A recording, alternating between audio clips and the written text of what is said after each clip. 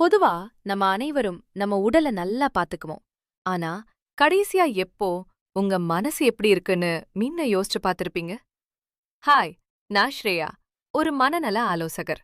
இன்னைக்கு ஒரு முக்கியமான விஷயத்த பத்தி உங்களோட கொஞ்சம் பேசணும். நம்ம அடிக்கடி கவனிக்காம விட்டுடுற ஒரு விஷயம் இது. ஆனா, அது நம்ம வாழ்க்கையில பல பகுதிகளையும் பாதிக்கும்னு நிறைய பேருக்கு தெரியாது. ஒரு நிமிஷம் யோசிங்க. உங்களுக்கு கடுமையான சளி அல்லது காய்ச்சல் வந்தா நீங்க ஓய்வெடுப்பீங்க, இல்ல டாக்டரை பார்க்க போவீங்க.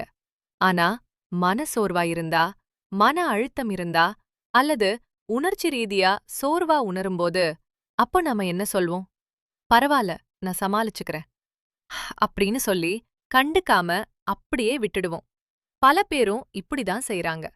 அவங்களுக்கு கவலை இல்லைன்னு இல்ல, அவங்களுக்கு மனசு என்ன சொல்லுதுன்னு தெளிவா புரிஞ்சுக்க முடியாம இருக்கறதால தான். மன ஆரோக்கியம் அப்படின்னா நம்ம எப்படி நினைக்கிறோம், எப்படி உணர்கிறோம், எப்படி வழக்கமான வேலையெல்லாம் செய்றோம், இதெல்லாம் தாங்க முக்கியம். நம்ம உடம்பு இப்படியெல்லாம் தான் சிக்னல்கள் கொடுக்கும்.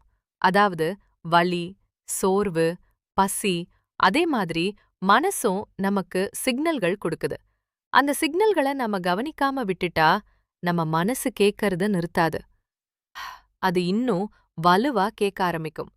நம்ம மனசு ஆரோக்கியமா இருக்கணும்னா நாம இந்த சிக்னல்களை ஆரம்பத்திலேயே கவனிக்க கத்துக்கணும். அத புறக்கணிக்காம அன்போட பதிலளிக்க கத்துக்கணுங்க. இந்த வீடியோவை முடிச்சதுக்கு அப்புறம் அமைதியா நீங்க உங்கள ஒரு முறை கவனிச்சு பாருங்க. உங்களையே கேளுங்க, இந்த நாட்கள்ல என் மனசு எப்படி இருக்குது?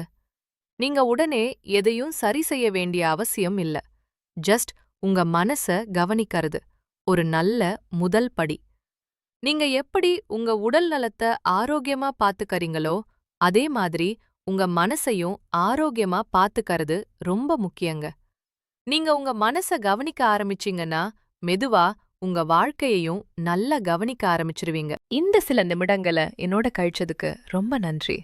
இன்னும் பல பயனுள்ள தகவல்களோட நான் உங்கள அடுத்த வீடியோல சந்திக்கிறேன்.